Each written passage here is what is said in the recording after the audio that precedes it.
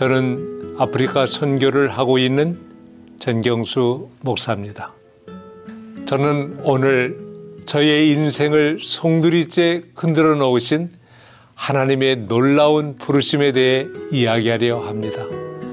아무것도 가진 것 없던 시골 소년이 어떻게 대양을 건너 아프리카의 선교사가 되었는지 그 20여 년의 광야 같은 여정을 여러분과 나누고자 합니다. 제가 태어난 곳은 충청남도 홍성군 은암면 대윤리, 지도에서도 찾기 힘든 아주 깊은 산골 마을이었습니다. 저는 그 7남매 중 6째로 태어났습니다. 위로는 형님 3분과 누님 2분, 그리고 아래로 남동생이 하나 있었지요. 어르신들 말씀으로는 옛날 우리 가정이 제법 부유했다고 합니다. 하지만 제가 세상의 빛을 보았을 때 우리 집은 가세가 기울어 정말 찢어지게 가난했습니다. 가난이라는 단어 하나로는 다 설명할 수 없는 생존 그 자체가 버거웠던 시절이었습니다. 여러분, 혹시 보릿고개를 기억하십니까? 봄이 되면 양식은 바닥나고 배고픔에 지친 우리 남매들은 하루하루 버티기가 엄청나게 힘들었습니다. 어린 시절 기억을 떠올려 보면 가장 먼저 생각나는 것은 따뜻한 밥 한 공기가 아니라 교회에서 구우물자로 나눠주던 밀가루와 옥수수 가루입니다. 어머니는 그 가루를 얻어와 묽은 수제비를 뜨고 옥수수 죽을 쏘어 주셨습니다. 멀건 주간 그릇으로 줄인 배를 채우던 시절. 배불리 먹는 날보다 허리띠를 졸라매는 날이 더 많았지만 그 옥수수 죽 한 그릇이 얼마나 달고 귀했는지 모릅니다. 하지만 그 극심한 가난과 어둠 속에서도 저에게는 꺼지지 않는 등불이 있었습니다. 바로 저의 어머니였습니다. 그 어려운 환경 속에서도 어머니는 우리에게 빵보다 귀한 예수님을 가르쳐 주셨습니다. 비록 아버지는 예수님을 믿지 않으셨지만 저는 어린 시절부터 어머니의 손을 잡고 교회를 내 집처럼 드나들었습니다. 찬바람이 부는 새벽 기도회, 화요일 저녁 예배, 금요일 저녁 예배, 그리고 안식일 예배까지 저는 어머니 치바자락을 붙잡고 단 한 번도 빠짐없이 성전을 지켰습니다. 졸린 눈을 비비며 듣던 어머니의 간절한 기도 소리, 이것이 제 영혼의 뿌리가 되었고 시골의 거친 자연 속에서 저는 그렇게 믿음의 키를 키워갔습니다. 산골 소년이었던 저의 눈을 저 넓은 세계로 돌리게 한 것은 다름 아닌 교회였습니다.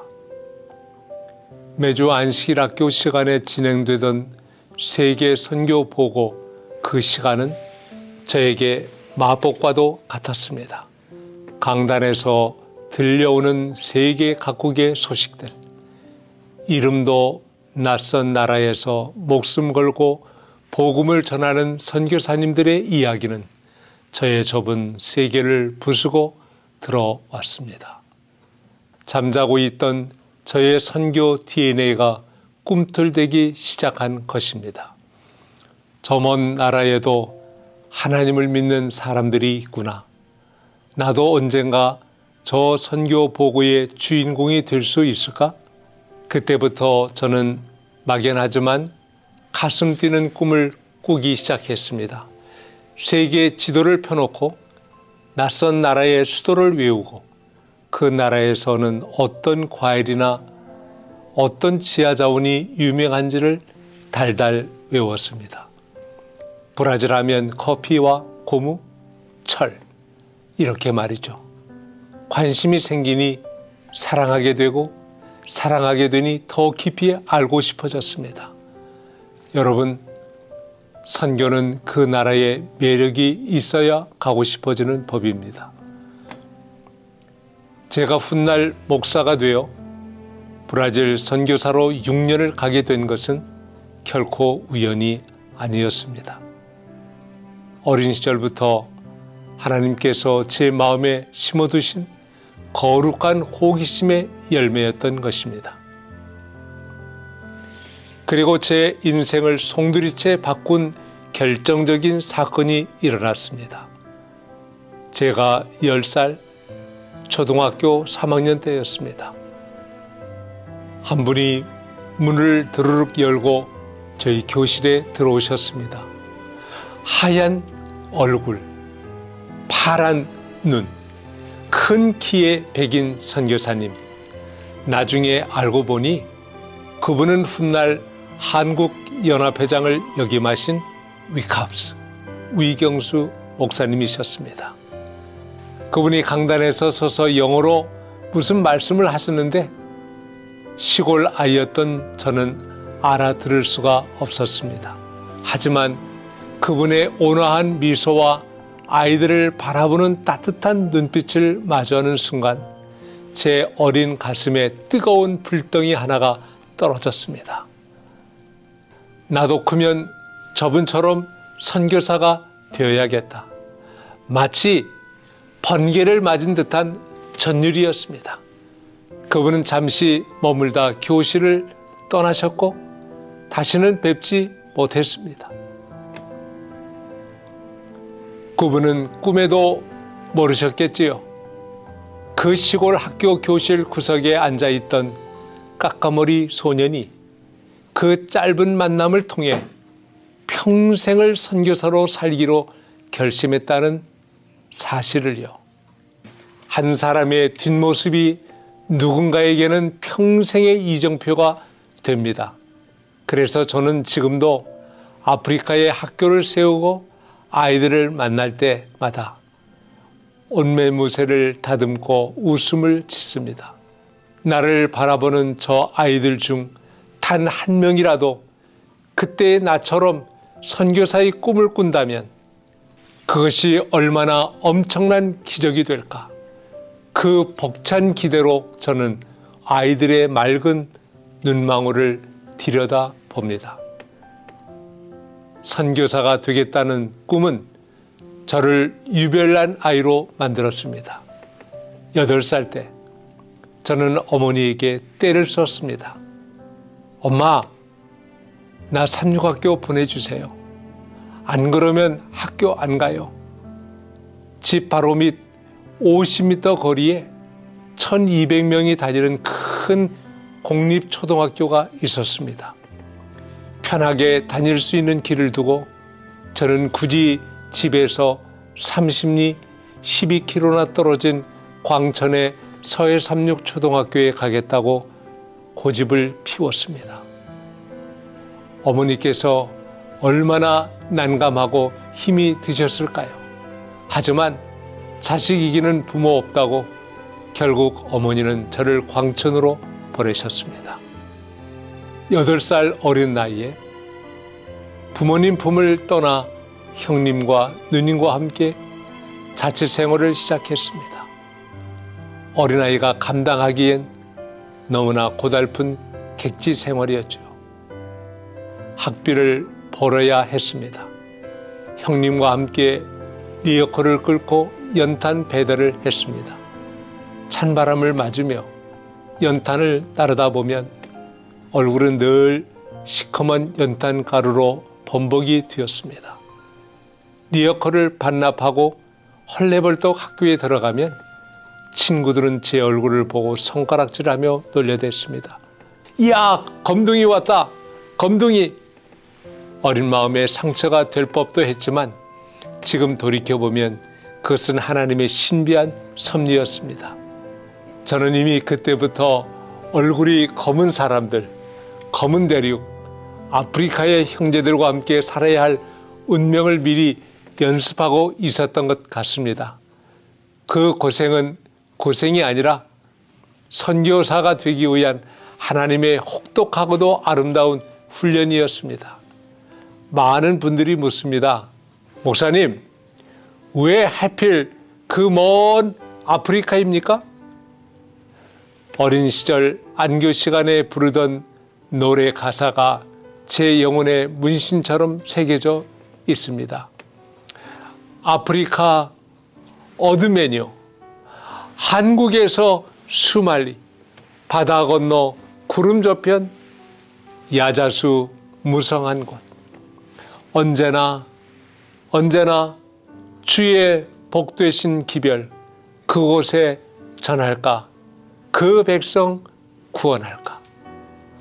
2004년 처음 아프리카 땅을 밟았을 때 저는 전율했습니다. 아프리카는 세계에서 가장 가난한 대륙이었습니다. 마실 물도 흙탕물을 마시고 먹을 양식이 턱없이 부족했습니다. 도로는 엉망이어서 선교지를 한 번 다녀오면 온몸이 붉은 황토 먼지로 뒤덮였습니다. 숙소에 들어와 샤워를 하면 붉은 흙탕물이 하염없이 흘러내렸습니다. 그 붉은 물을 보며 저는 울었습니다. 함의 후손, 오랜 세월 종노릇하며 고통받아온 영혼들, 질병과 가난에 치든 그들의 눈망울에서 저는 예수님을 보았습니다. 지극히 작은 자에게 한 것이 곧 나에게 한 것이다. 주님의 음성이 제 귓가에 쟁쟁했습니다. 하나님께서 최종적으로 나를 부르신 곳은 바로 여기구나. 요셉을 형들보다 앞서 이집트로 보내셨듯 하나님께서 저를 이 척박한 땅 아프리카로 보내셨음을 저는 확신했습니다. 사랑하는 성도 여러분, 보릿고개를 넘던 한국의 가난한 산골 소년이 어떻게 아프리카의 선교사가 될 수 있었을까요? 그것은 저의 능력이 아닌 철저한 하나님의 섭리였습니다. 고난은 저를 단련시켰고 결핍은 저에게 나눔의 기쁨을 가르쳤습니다.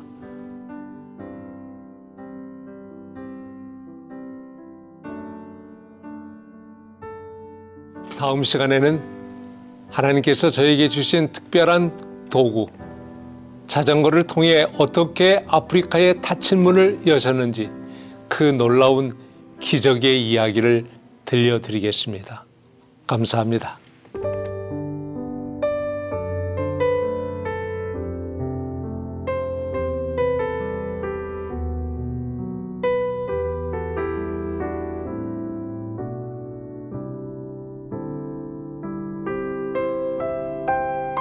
내가 주님을 멀리 떠나 방황할 때 그 깊은 시련과 세상 염려 쌓이지만 그 고요한 숨결처럼 나를 부르시는 그 놀라운 사랑 내 마음속에 가득하네. 오 주님 알기 원하네. 내 영혼 깊은 곳 살아계시는 주님 알기 원해. 주의 마음과 사랑을 나에게 주소서. 내 맘 간절히 주님 알기 원하네. 주님 알기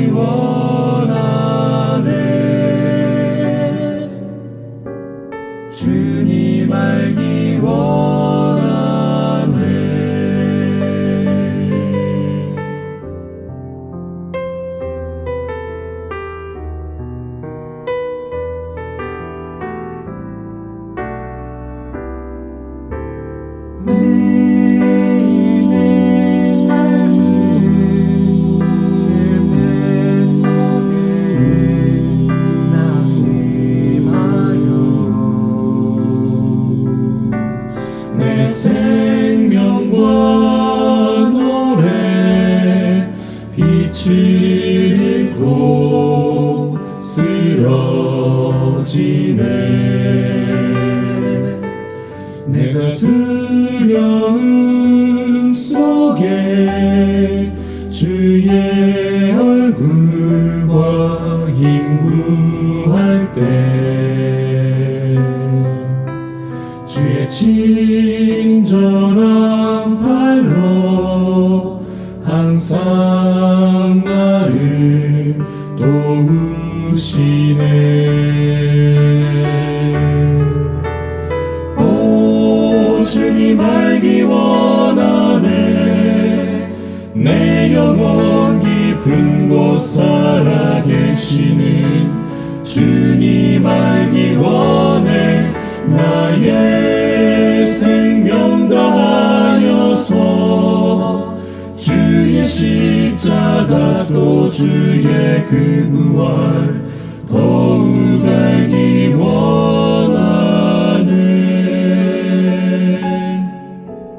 주님 알기 원하네.